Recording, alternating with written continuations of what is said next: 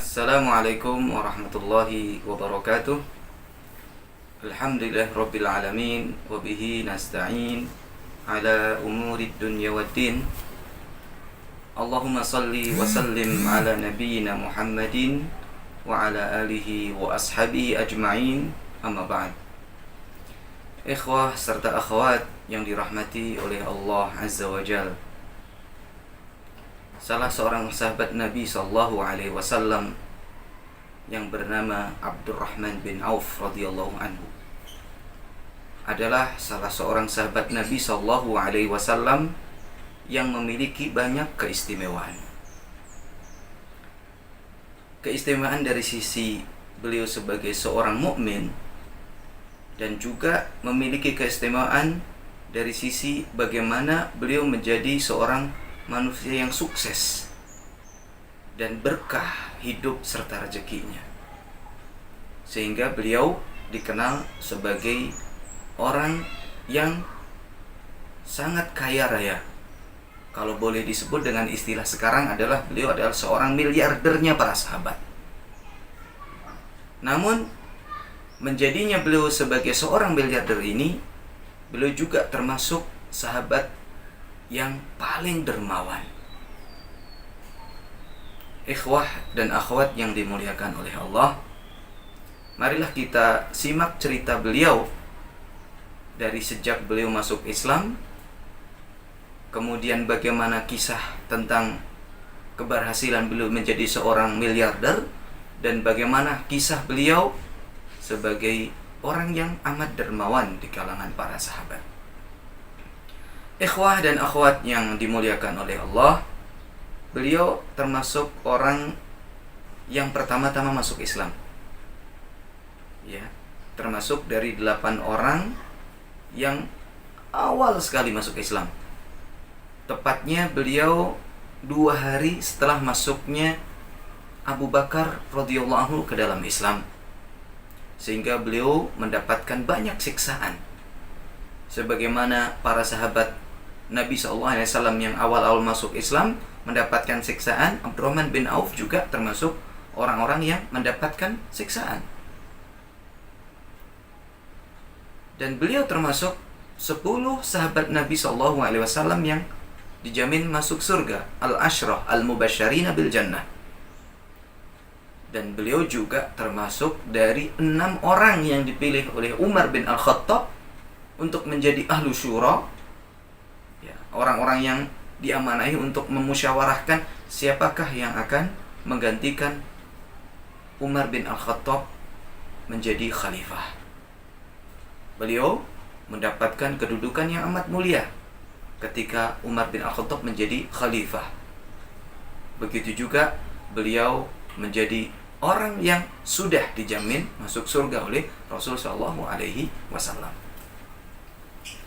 Ketika para sahabat mendapatkan siksaan dan berat siksaannya dari kalangan kafir Quraisy, Rasul sallallahu alaihi wasallam pun mengizinkan para sahabat untuk berhijrah ke Habasyah. Sehingga Abdurrahman bin Auf pun termasuk orang-orang yang hijrah ke Habasyah, ke Ethiopia.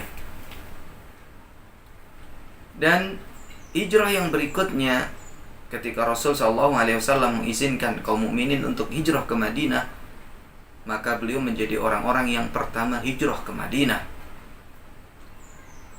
Dan ketika sudah sampai ke Madinah, kita tahu Rasul sallallahu alaihi wasallam mempersaudarakan antara kaum Ansar dan kaum Muhajirin.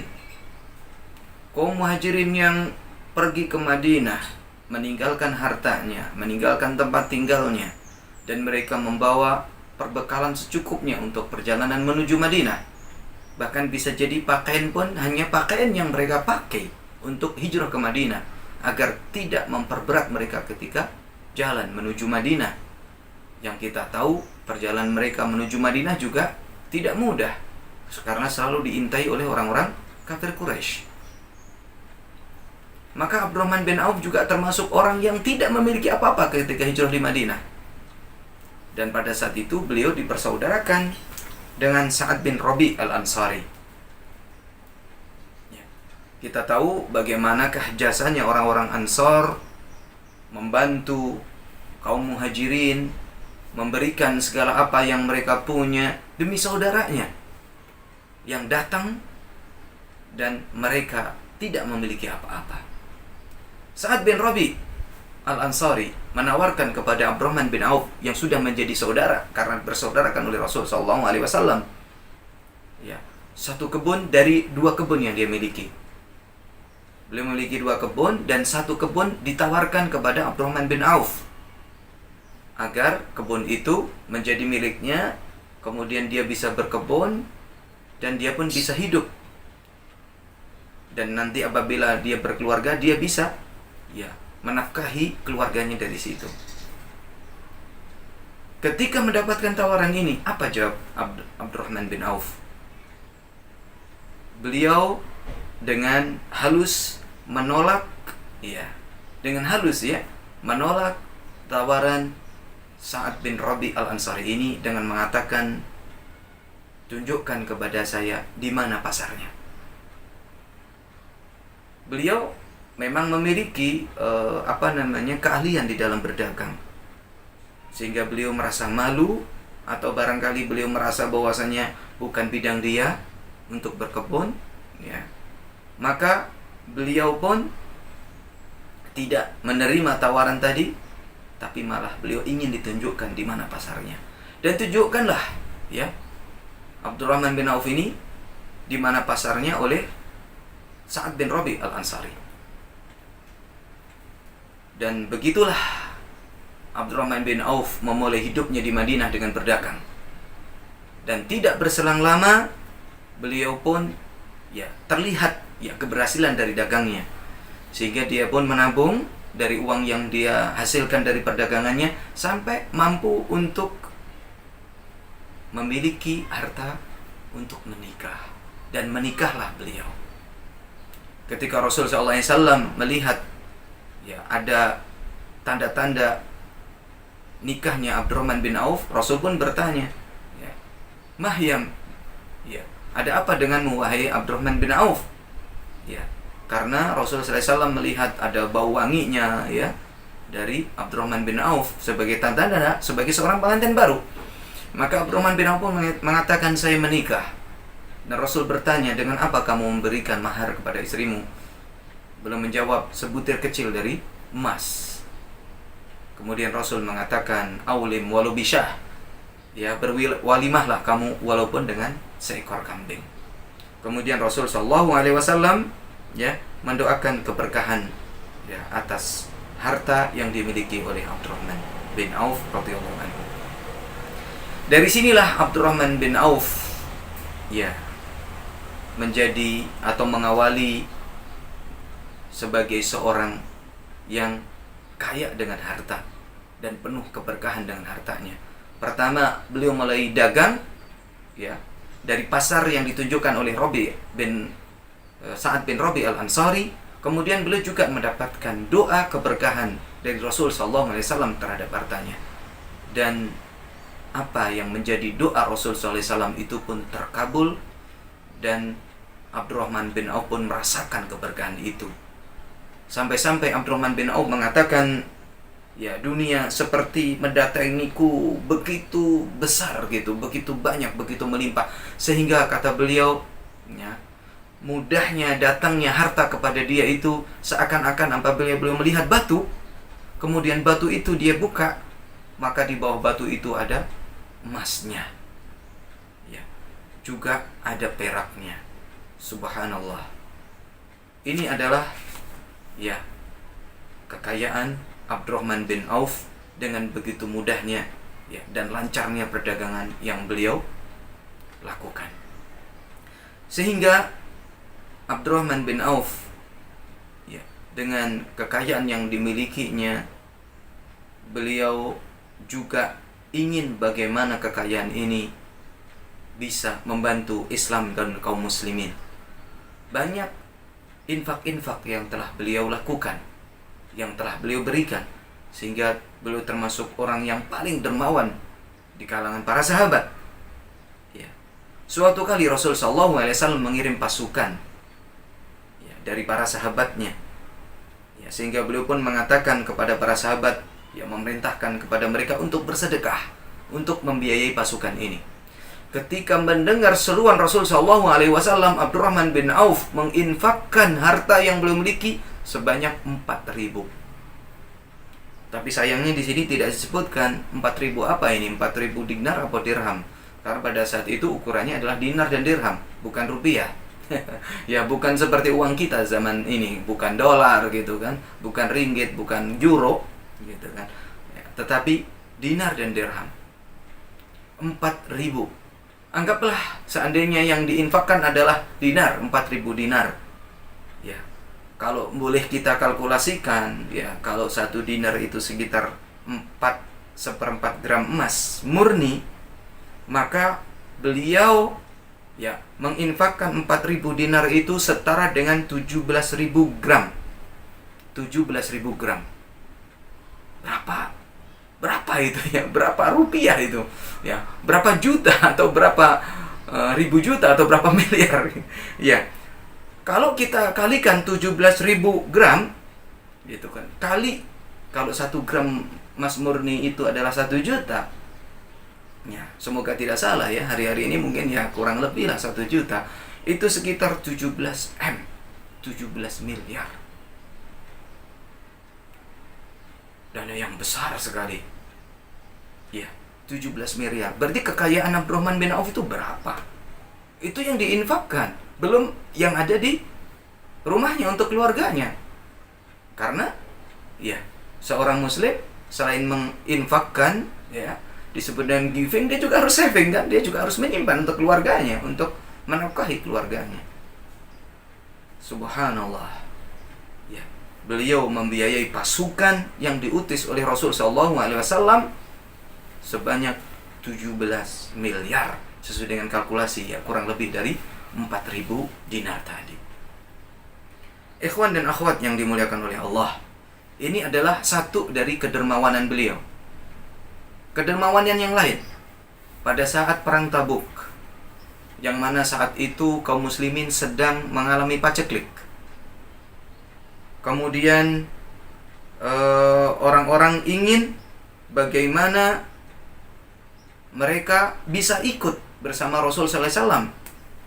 Sementara perjalanan menuju Tabuk itu amat jauh dan membutuhkan biaya yang banyak. Kaum muslimin menyampaikan kepada Rasul sallallahu alaihi wasallam, kami ingin ikut, tetapi kami tidak memiliki kendaraan. Ya. Jika ada kendaraan, ya kami akan ikut bersama Anda. Tetapi kata Rasul sallallahu alaihi wasallam, kami ya, kita tidak ada kendaraan. Sehingga mereka pun pulang ya dalam kondisi menangis karena tidak ikut bersama Rasul sallallahu alaihi wasallam perang Tabuk. Tetapi pada saat itu Rasul sallallahu alaihi wasallam memerintahkan kaum muslimin untuk berinfak membiayai perang Tabuk ini. Sehingga Abdurrahman bin Auf berinfak pada saat itu 200 uqiyah dari emas. Beberapa literatur saya buka, 1 uqiyah emas itu setara dengan 31 gram emas murni. 31 gram emas murni kalau dikalikan ya sekitar 6.200 gram. Berapa itu? 6,2 M. Masya Allah. Tadi 17 miliar, sekarang 6 miliar. Sehingga Rasul sallallahu alaihi wasallam mendoakan lagi dengan doa keberkahan kepada siapa? Abdurrahman bin Auf dengan mengatakan barakallahu fima a'taita wa barakallahu laka fima amsakta. Semoga Allah memberkahi apa yang telah engkau berikan dan Allah juga memberkahi ya terhadap harta yang engkau simpan untuk keluargamu. Sampai-sampai pada saat itu ketika salah seorang sahabat yang bernama Umar bin Khattab melihat yang diinfakkan oleh Abdurrahman bin Auf sebanyak 200 uqiyah, kalau dirupiahkan tadi sebanyak 6 miliar, 6,2 miliar. Sampai-sampai Umar bin Khattab berkata kepada Rasul sallallahu alaihi wasallam, sepertinya Abdurrahman bin Auf telah berbuat dosa ini, gitu, berbuat kesalahan. Ya. Apakah Abdurrahman bin Auf meninggalkan, menyisakan hartanya untuk keluarganya? Ya. Dengan keraguan dari Umar bin Khattab ini yang disampaikan kepada Rasul sallallahu alaihi wasallam, maka Rasul pun ingin meng-cross check, tabayun kepada Abdurrahman bin Auf. Ya. Apakah engkau menyisakan harta untuk keluargamu? Sehingga Abdurrahman menjawab, iya, saya sisakan untuk mereka lebih dari apa yang telah aku infakkan, dan lebih baik. Subhanallah. Kalau yang diinfakkan adalah 6 miliar, dan kata beliau lebih, berarti berapa miliar kekayaannya? Ya, kalau dari 12 miliar, sekarang 6 miliar. Subhanallah. Seorang miliarder yang begitu dermawan. Kemudian di antara kemuliaan seorang miliarder dan dermawan ini yang sukses duniawi, ternyata beliau juga menjadi orang yang sukses dari sisi ukhrawi. Sebelum beliau juga nanti merasakan sebagai penduduk surga yang sudah dijamin sebagai ahli surga oleh Rasul SAW, ternyata beliau memiliki juga kedudukan yang mulia di kalangan para sahabat dari sisi keilmuan. Bagaimana hal itu? Ketika sampai di Tabuk, Abdurrahman bin Auf menjadi imam salat jamaah ya pada saat itu. Di manakah posisi Rasul SAW? Rasul SAW menjadi makmum. Masya Allah. Rasul SAW, seorang nabi, menjadi makmum salat berjamaah ya, yang diimami oleh Abdurrahman bin Auf. Kedudukan apa lagi yang lebih tinggi? Ikhwah dan akhwat yang dimuliakan oleh Allah Azza wa Jalla. Setelah meninggalnya Rasul SAW, Abdurrahman bin Auf tidak berhenti dari bagaimana terus memberi kepada orang lain. Beliau mencukupi kebutuhan istri-istri Rasul SAW, mencukupi kebutuhan ummahatul mukminin. Apabila para istri Rasulullah SAW berangkat haji, Abdurrahman bin Auf menyertai mereka untuk berangkat haji dalam rangka untuk mencukupi semua kebutuhannya dan mempermudah perjalanannya. Ya. Dulu, di zaman dulu tuh ada nama sekedup ya. Sekedup itu adalah sebuah tempat yang diletakkan di atas unta ya, kemudian tertutup. Nah, para istri-istri Rasulullah SAW oleh Abdurrahman bin Auf ditempatkan di sekedup-sekedup itu, kemudian ditutup dengan tirai-tirai yang melindungi dari panas. Dan sekedup seperti ini di zaman itu tidak dimiliki oleh orang-orang biasa, dimiliki oleh orang-orang tertentu.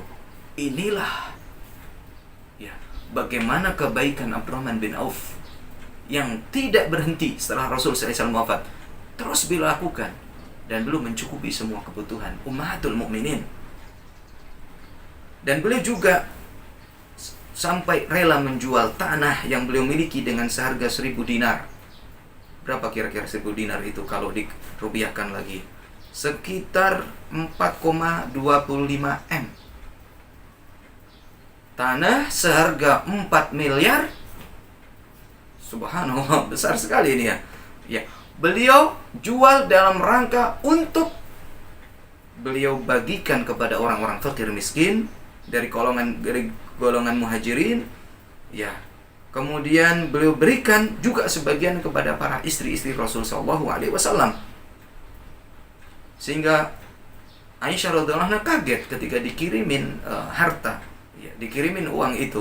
Dia bertanya, dari mana ini harta? Ketika disampaikan bahwasannya ini hartanya adalah berasal dari Abdurrahman bin Auf, maka Aisyah pun menyampaikan bahwa suatu kali Rasul SAW bersabda yang maknanya, tidak ada orang yang bersimpati kepada kalian setelah aku mati kecuali orang-orang yang bersabar. Subhanallah. Sehingga secara tidak langsung Abdurrahman bin Auf ini yang sangat perhatian kepada istri Rasul ya, termasuk ya, disifati oleh Rasul SAW sebagai orang-orang yang bersabar. Ikhwah dan akhwat yang dimuliakan oleh Allah, doa Rasul SAW akan keberkahan harta Abdurrahman bin Auf benar-benar ya terwujud ya, sehingga harta Abdurrahman bin Auf pun walaupun belum menginfakkan 12 M, 6 M, kemudian 4 M gitu ya, itu ternyata tidak berkurang. Mana qasad shadaqatun min mal, berkembang terus sampai suatu kali ya tergenar satu kafilah perdagangan dengan 700 unta. Ternyata kafilah yang terdiri dari 700 unta yang membawa bahan makanan pokok mulai dari gandum, minyak, dan kebutuhan-kebutuhan lain ini adalah punyanya Abdurrahman bin Auf. Dan ketika itu ya terdengarlah ke Aisyah tentang banyaknya rombongan ini, sehingga Aisyah pun mengatakan semoga Allah memberkahi harta yang telah diberikan ya oleh Abdurrahman bin Auf dengan ganjaran yang sebaik-baiknya di akhirat. Tetapi ternyata Abdurrahman bin Auf ya, kebahagiaan beliau ketika melihat dan sampai berita perdagangan dia ya membawa 700 unta ini,